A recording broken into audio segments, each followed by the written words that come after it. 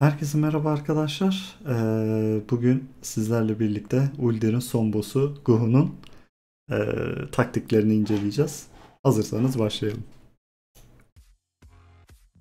Hello and welcome to the Fatboss guide to Gahun in Uldir. So this last boss is definitely the hardest in the instance, but with that said, mechanically it's an easy encounter to understand. Normalde bu raid'in son boss'u olarak aslında zorlu bir boss, fakat mekaniklerini anlama açısından da son derece kolay bir boss. Difficulty lies with dealing with the delicate upper platforms during phase 1 and 2, as well as learning the ability sequences during phase 2 and 3. Now there's a lot to go over, so let's kick straight into the start of the encounter. Normalde yapmanız gereken, her iki platformda yapmanız gereken bir mekanik var. Orblarla ilgili onları yapacaksınız. Ve daha sonra faz 1, faz 2 arası ve faz 2 ile faz 3 arasındaki mekanikleri bilmeniz gerekiyor diyor. So to transition from phase 1 and begin directly attacking the boss, you need to start a re-origination blast. This is done by running the upper platforms. Shortly after the fight starts, a power matrix will spawn on the left side platform at the top of the ramp. Şimdi arkadaşlar, burada yapmanız gereken şu: Regeneration Blast adında bir olayı yapmanız lazım. Bu olayı yapmak için de 3 kere orbları yerine yerleştirmeniz gerekiyor. Orbları yerine yerleştirmekten kastı şu: Power Matrix adında bir alet var burada. O açılıyor. Bunun içerisinde bir orb var. Bu orbu alıyorsunuz ve yerine koymaya çalışıyorsunuz. Orbu alıp yerinize giderken de bu sizi taşırken gitgide yavaşlatıyor. Eğer bu orbu 3 kere yerine koyarsanız olay bitiyor ve faz atlamış oluyorsunuz. You must get this orb into the drive at the end of the path.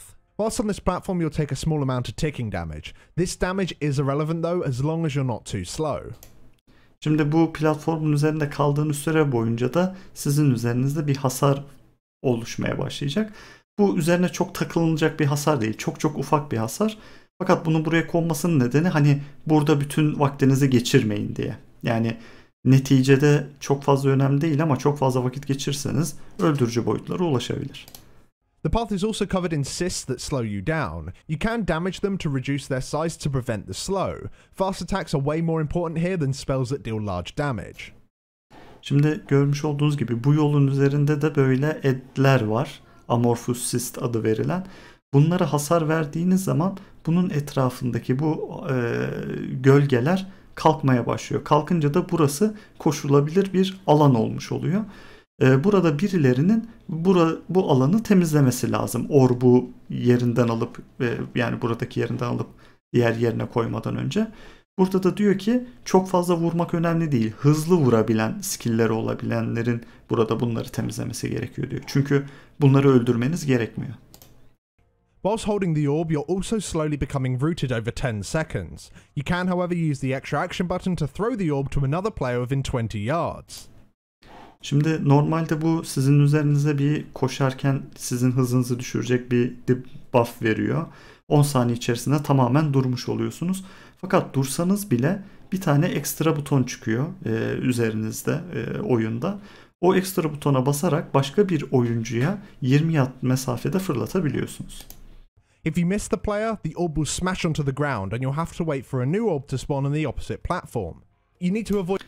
Eğer gerçekleştiremezseniz bu atma işlemini, yere düşürürseniz orbu, bu sefer orada bir daha orb çıkamıyor. Diğer platformda orbun çıkmasını beklemek zorunda kalıyorsunuz. Biz burada eğer bir hata yaparsak direkt wipe alıyorduk. Doing this at all costs, as it is important that phase 1 is done relatively quickly. So as you... Faz 1'in de bunu hızlı yapmanız gerekiyor ki çabucak bitebilsin, yani direkt faz geçilebilsin. You can imagine there are many different strategies for these upper platforms and these depend greatly on your composition. Yani bunu yapabilmek için işte birçok şey var, teknik var. O da sizin raid'inizde hangi klaslardan oluştuğuna bağlı olarak değişebilir diyor. Having two warlocks is fantastic, as they can set up a gateway on either platform, and this gateway allows many classes to solo the platforms entirely. Warriors can use... Eğer 2 tane warlock'ınız varsa warlock'lar portal açabiliyorlar biraz daha uzak bir mesafeye. Ve portalı açtıktan sonra da bazı klaslar bu yolu tek başlarına yapabiliyorlar, ikinci bir kişiye ihtiyaç duymadan. Mesela Warrior. use the gateway and then charge twice and leap to the end. Monks can set up transcendence in the beginning stages of the fight, and then when it's their turn to go up, they can use the gateway, and then a mixture of transcendence and rolls or chi torpedoes just to get to the end. İşte mesela Warrior'lar 2 charge 1 heroic leap atabiliyor. Monk'lar chi torpidolarını kullanabiliyor. Transcendence'larını kullanabiliyor. Yani yapabilen bazı klaslar burayı tek başlarına yapabilir. O kişilere bu görevleri vermek daha kolay tabi. Demon Hunters can do a similar thing by using their fell rushes and their vengeful retreats as well.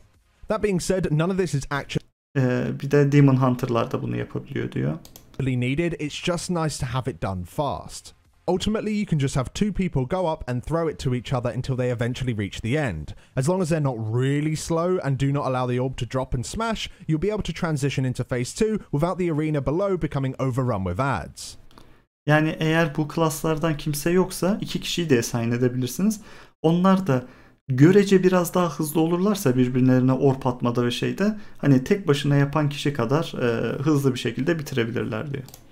You want to set up 3 different groups of players before you pull the boss to deal with these platforms during this phase.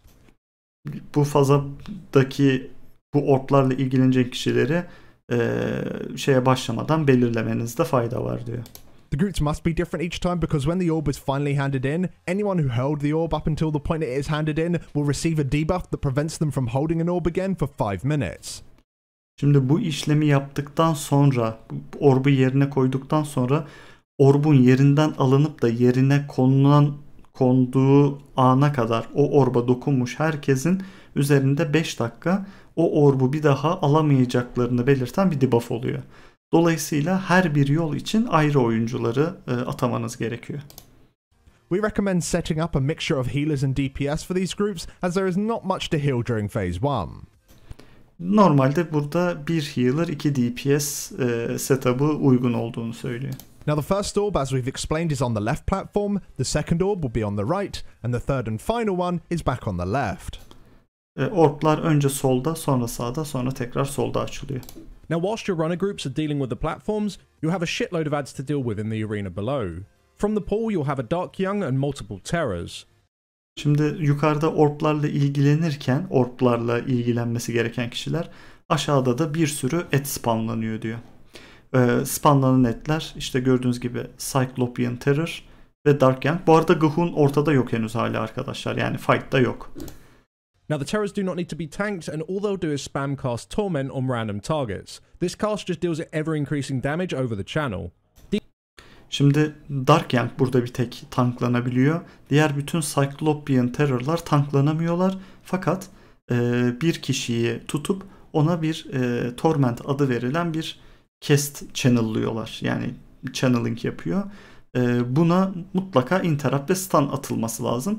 Yani çok vuruyor gerçekten.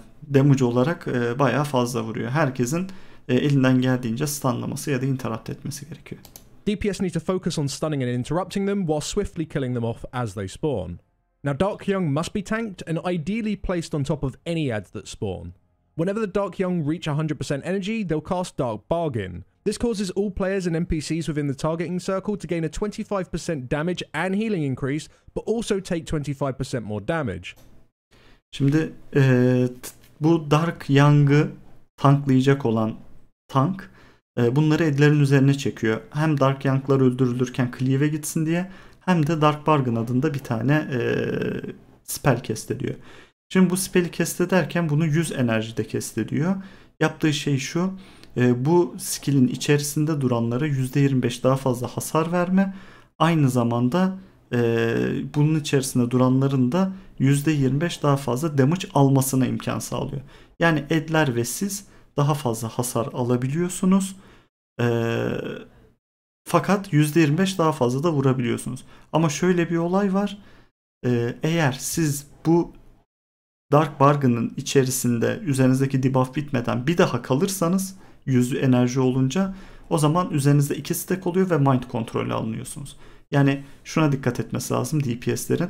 Dark Bargain'ı alabilirsiniz içine girip daha fazla vurmak için etlere. Fakat ikinci kere Dark Bargain açıldığında dışında kalmanız lazım.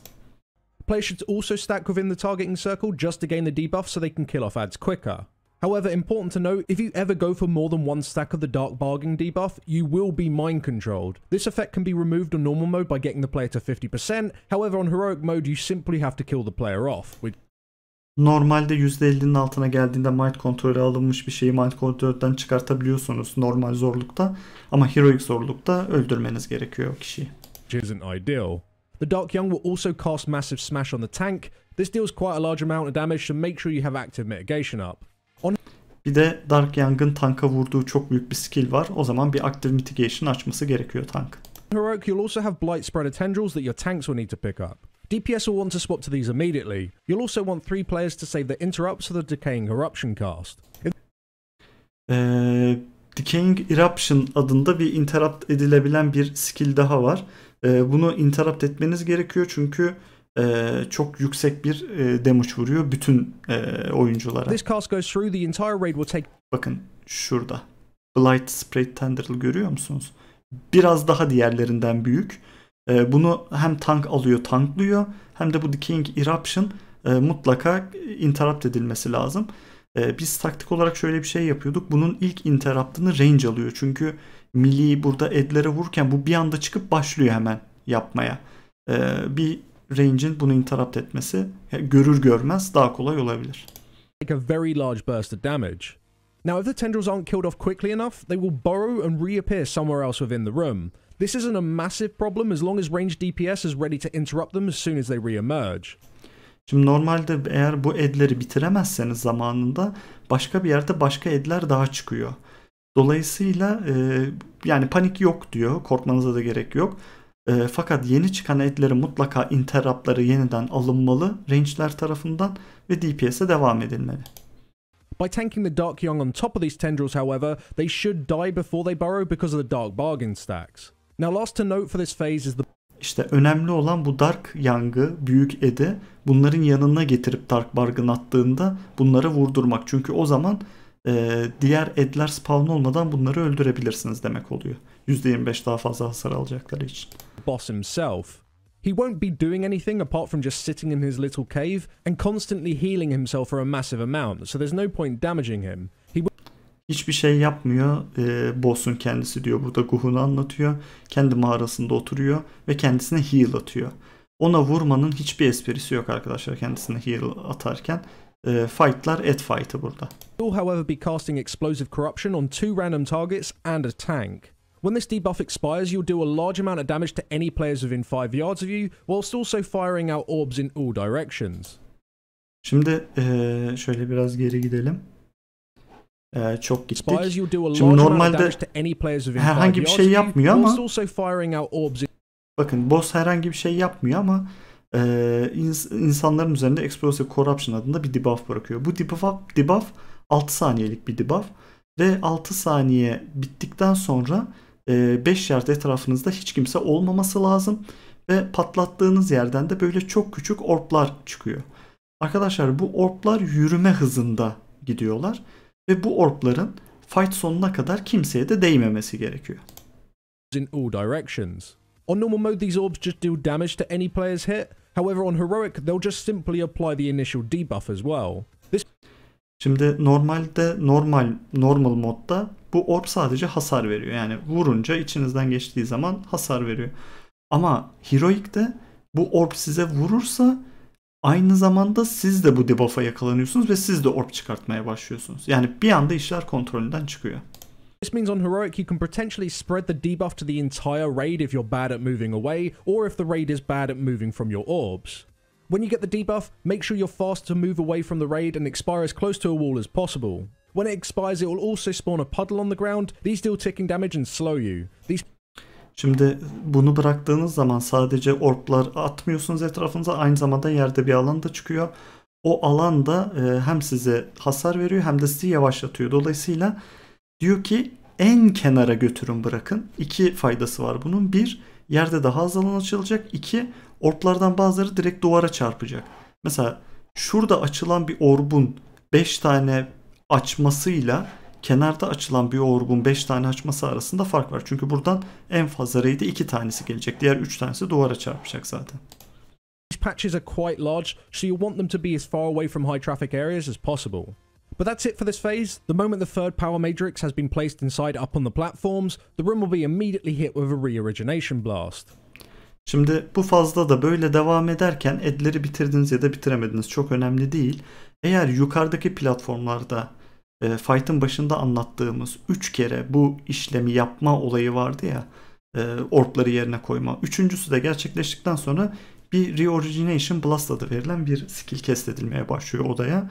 Bu bütün player'lara ve düşmanlara 24 saniye boyunca hasar veriyor ve %100 damage increase yapıyor.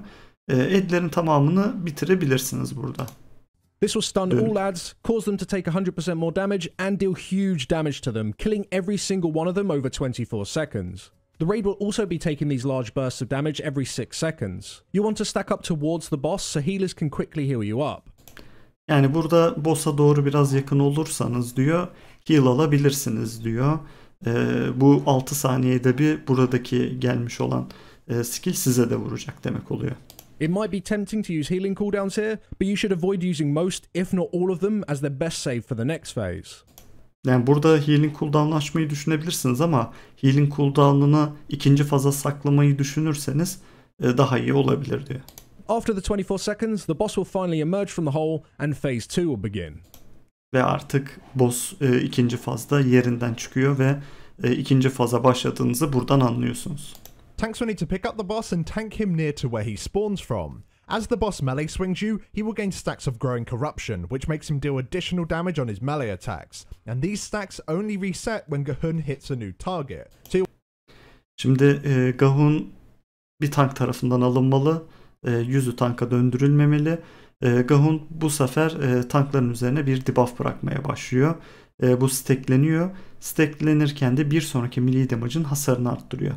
Dolayısıyla tankın 5 olduktan sonra 5 stack'te bir diğer tankla değişmesi lazım. Ne zaman bu debuff üzerinden gidiyor? Gahun başka birine vurduğu anda. You want to taunt swap every 5 stacks or so. Explosive corruption also exists in this phase and continues to go on tanks. This, however, will only ever hit the tank that has the boss at the time that it was cast. Şimdi normalde bu şeyler gelmeye devam ediyor, bu orb debuffları. Fakat burada ikinci fazla olan bir şey daha var. Aynı zamanda tanka da gelebiliyor bu. Gerçi fazla da tanka da gelebiliyor. Neyse. Burada hangi tanka gelebileceği, bunu cast ederken hangi tank tanklıyorsa ona atıyor kesin. Dolayısıyla tankın da Explosive Corruption'ı dışarıya bırakması gerekiyor. To stop growing corruption stacks from becoming too high when the explosive corruption is out, keep a close eye on the timer so the taunt lands just after the debuff is applied. That way the tank can drop their debuffs whilst the other tank taunts, keeping the tank damage as low as possible. Yani burada tankların o süreleri çok iyi ayarlaması lazım. Yani ne zaman son stack'i alacak, ne zaman o top geliyor, o topu bırakmak için gittiğinde ne zaman debuff'ı düşüyor. Bunlar tankların sorumluluğunda. Biraz tank için zor bunları ayarlaması ama el alışınca yapabilir. We deliberately time taunt so that the same tank deals with the explosive corruption every single time. Tanks of high mobility are better for this job as they can gain solid distance from the boss. Otherwise, bazı tanklar bunu tek başına da halledebiliyor ama o tankların mobilitesi yüksekse bunu yapabiliyorlar. it can get pretty cluttered near the boss and you might run out of space. The most important thing to deal with in this phase is the wave of corruption that the boss sends out on a timer.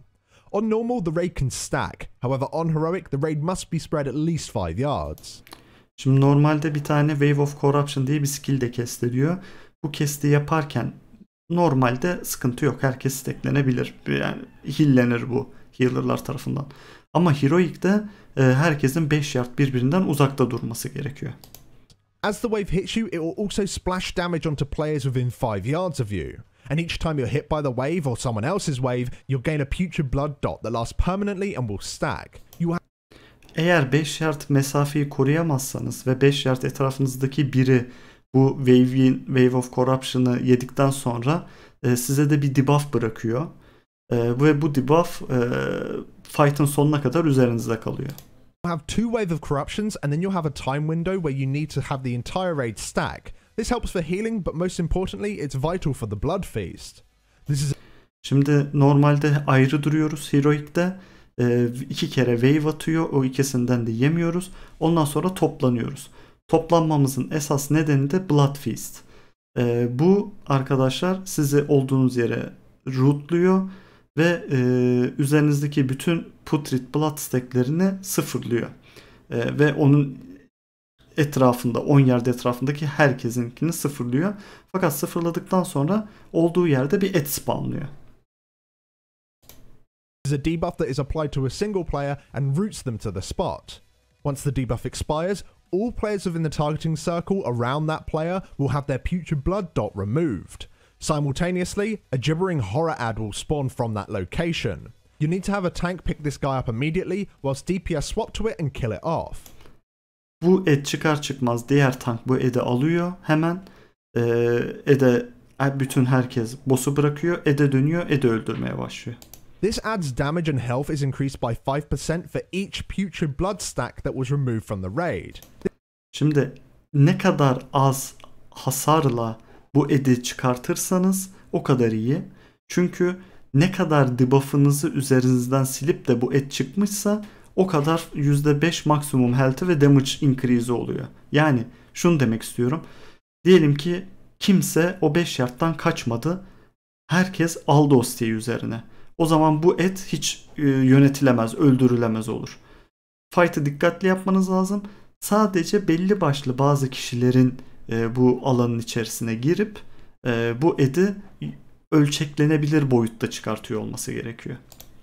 This isn't too important to know for the strategy we use, but if you're struggling to kill that ad and you have a lot of faith in your healers, you can instead rarely stack up, and that way you'll spawn weaker ads. That will force your healers to out-heal the large putrid blood damage, but you can kill the ads off really quickly. Şimdi eğer burada bir trade-off var diyor. Yani bir şeyleri düşünmeniz lazım. Eğer healer'larınıza güveniyorsanız, stack'leri onlar heal'leyebilir fight'ın sonuna kadar diye düşünüyorsanız, o zaman daha az kişi bu siteye girip daha küçük bir et çıkartın diyor. Ama healer'larınıza çok güvenemiyorsanız, fight'ın sonuna kadar yani bu kadar debuff'ı healer'lar heal'leyemez diye düşünüyorsanız, DPS'e güveniyorsanız o zaman herkes stacklensin, daha büyük bir et çıksın. O edi DPS'ler öldürsün. Burada siz kendiniz karar vereceksiniz raid'in nasıl davranması gerektiğine.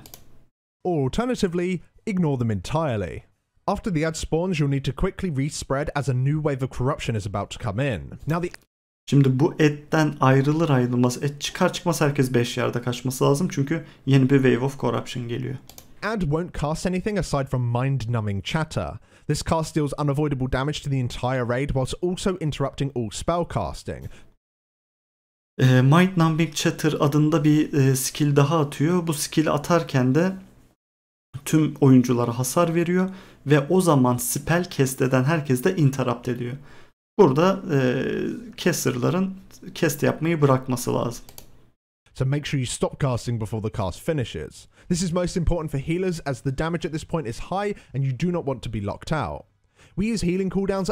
Yani burada DPS'ten çok healer'lar önemli çünkü eğer sizi locklarsa interrupt attığı zaman biliyorsunuz bir lock yiyorsunuz.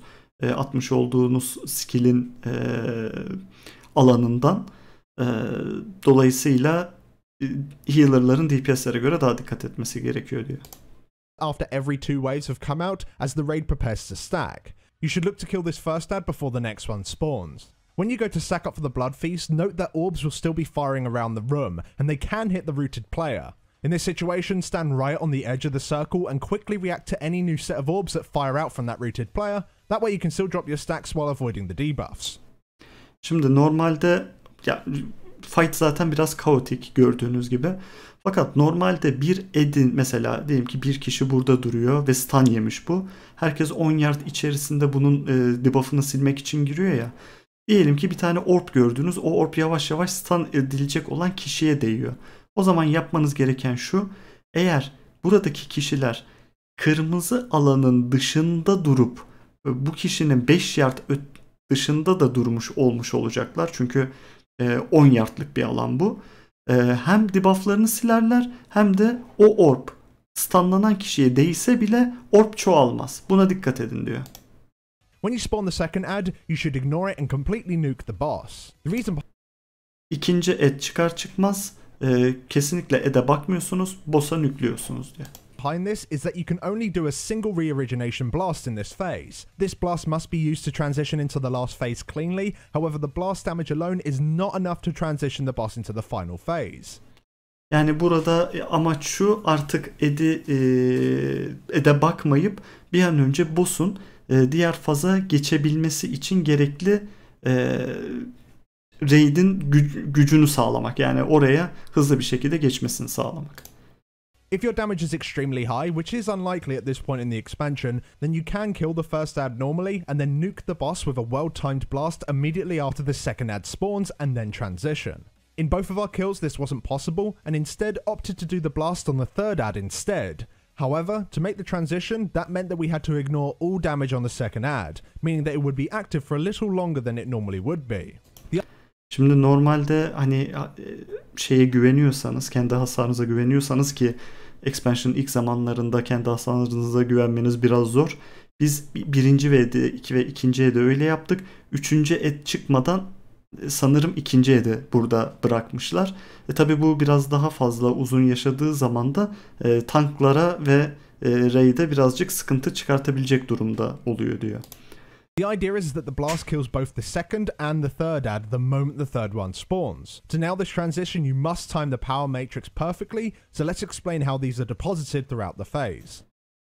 Ve üçüncü hani ilk fazda da bu platformlar yapılıyor. İkinci faza girdiğimizde de bu platformlar yapılmaya devam ediyor. 6 tane grup oluşturuyorsunuz. 6. grubun 3. orbu takıldığı zaman zaten bu edler ölüyor olacak. As you're transitioning from phase 1, just before the last tick of the re-origination blast goes off, we send 2 new groups to each platform simultaneously.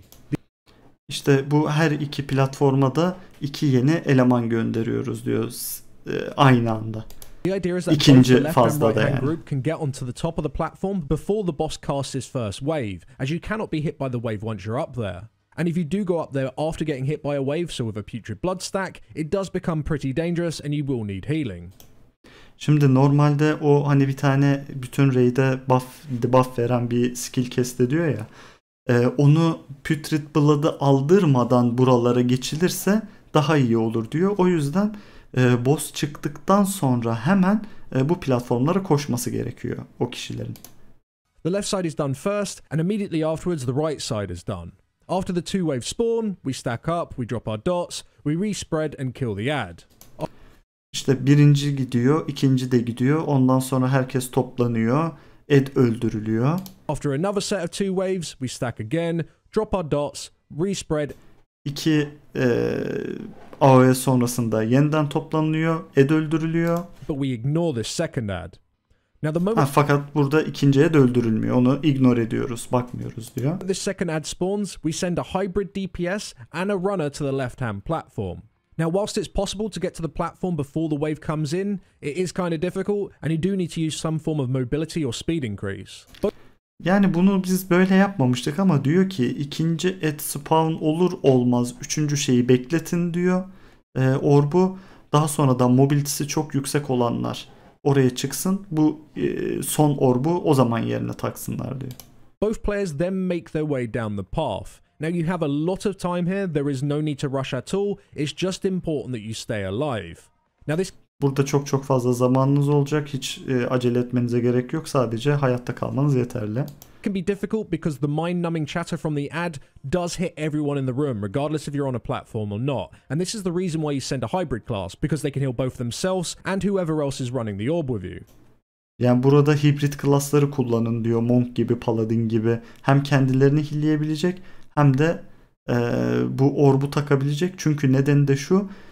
Ed dışarıdayken vurmuş olduğu AoE sadece bulunduğu yere değil platformları da vuruyormuş. Once you've made it to the end, you want to stand and wait for the third ad to spawn.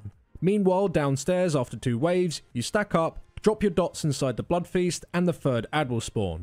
İşte burada bunu yerine takmadan 3. edin çıkmasını bekliyorlarmış. İlk ed, şimdi şöyle.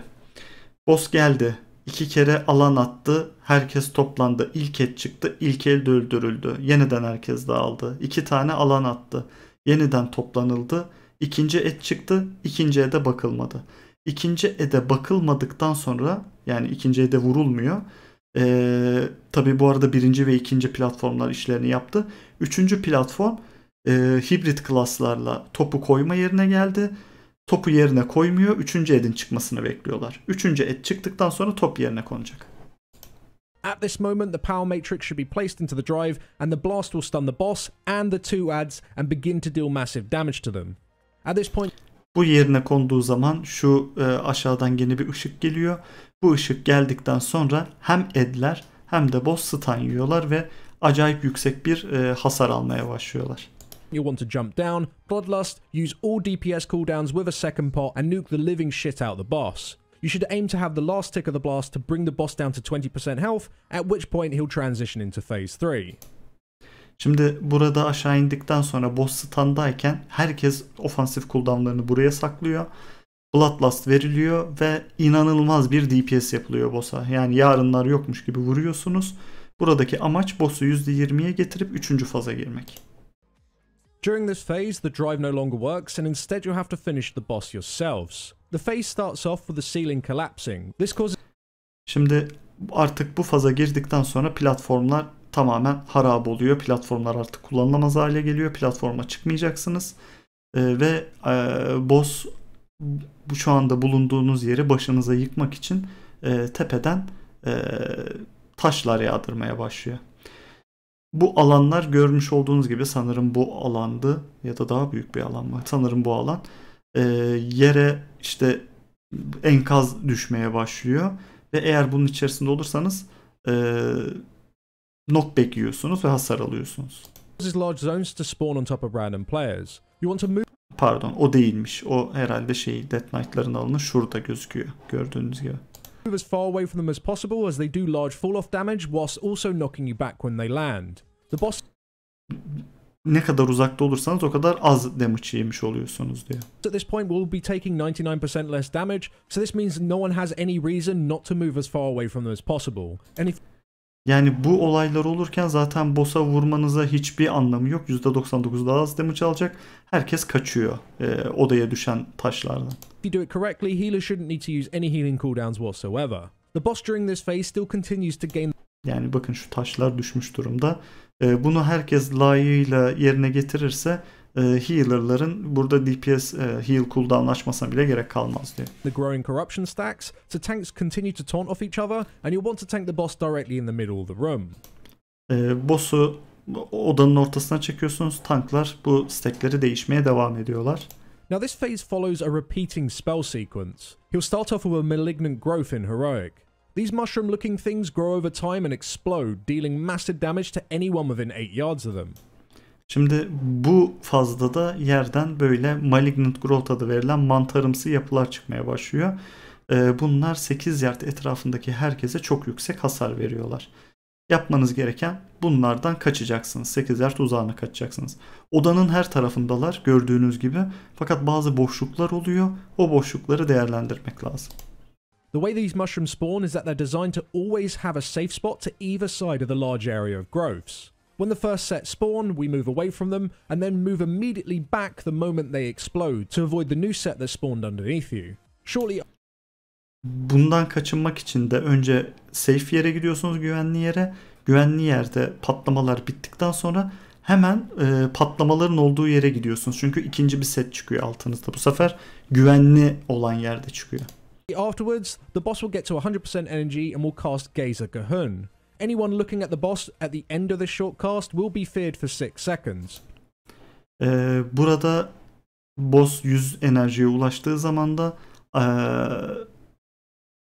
Gahun, Gaze of Gahun diye bir skill atıyor. Bunda da boss'a bakmıyorsunuz. Herkes yüzünü boss'tan uzağa dönecek. Eğer dönmezseniz 6 saniye boyunca fear yiyorsunuz. Just keep a close eye on his energy and be prepared to turn as the ability is being cast. Shortly after the gaze, the boss will cast away the corruption. On normal, this isn't too much of an issue, as you can simply stack on a single spot throughout the entire phase and just out-heal the dot. On heroic, it is however a problem because of the splash damage. We set up... Normalde yani bir yerde toplanıp direkt boss'u kesebilirsiniz normalde, çünkü fazla hasar vermiyor, ama heroic'te kaçmanız gerekiyor mantarlardan. 3 groups within the room, with healers, melee and range DPS spread evenly into each slice as possible. This gives players as much room as possible to keep spread during the wave. These Yani burada yapabilirsiniz diyor. 3'e ayırmışlar grubu. Herkesin tankı, healer'ı, range'i, melee'si ayrı yerlerde. Böylelikle hani herkes bir anda hasar almıyor ve riski dağıtmış oluyorsunuz. formations also help deal with the explosive corruption that is still in this phase. Luckily now it only applies to a single non-tank player rather than 3 players. Bu arada şu şeyler hala devam ediyor diyor. Explosive Corruption'lar. Bunları alanlar tekrardan köşelere gidip bırakacak. Aynı zamanda tankla ilgili de bir şey söyledi. Bir daha dinleyelim. Much room as possible to keep spread during the wave. These formations also help deal with the explosive corruption that is still in this phase. Luckily now it only applies to a single non-tank player rather than 3 players. Bu şeyi 3 kişiye atmak yerine sadece tek bir tank olmayan oyuncuya atıyormuş. Yani bu fazla, bunlardan kaçarken bunu düşünmeniz biraz daha az öncelikli. Try and place this debuff as close to a wall as possible. And that's it. All you need to do is just get used to the rotation of the growth, then the fear, then the wave, whilst dodging any orbs from the explosive corruption. And you've just got to kill the boss before your putrid blood stacks become unhealable, as you have no blood feast to drop your stacks. Evet, yani bu faza böylelikle devam edeceksiniz diyor. İşte şu yerde alanlardan kaçacaksınız, arkanızı döneceksiniz, arkanızı dönmeniz gereken yerde boss'a vuracaksınız. Explosive Corruption'ları kenarlara bırakacaksınız. Fakat burada şöyle bir şey var. Artık üzerinizdeki debuff'ı silebileceğiniz bir et çıkmayacak. Hani hep stackleniyorduk, debuff siliniyordu ya. O zaman boss'u indirmeniz gerekiyor diyor. You want to chain your healing cooldowns throughout the final stages of the phase just to counter the damage. And as a tip for your healers, make sure you move into the middle of the room directly inside the boss's hitbox when you use your cooldowns, so you'll hit the majority of the raid. Burada da healer'lar cooldown'larını fazlarda paylaşabilirler, birbirinin arkasına ekleyebilirler. Ve healer'lara bir kolaylık olması açısından odanın ortasında healer'lar toplansın diyor. Ve bütün herkese healing cooldown'unu açtığı zaman ulaşabilir olurlar. This is best done in the short downtime after a wave. But that's all you need to know for this encounter. Good luck and enjoy your loot. Ve teşekkür ediyor burada. En son söylediğinde de healer'lar bu cooldown'ları açmayı hemen atmış olduğu o AoE damage'ından sonra atarlarsa atabilir durumda olacaklar. Yani castlerin time'ı ona müsaade edecek diyor.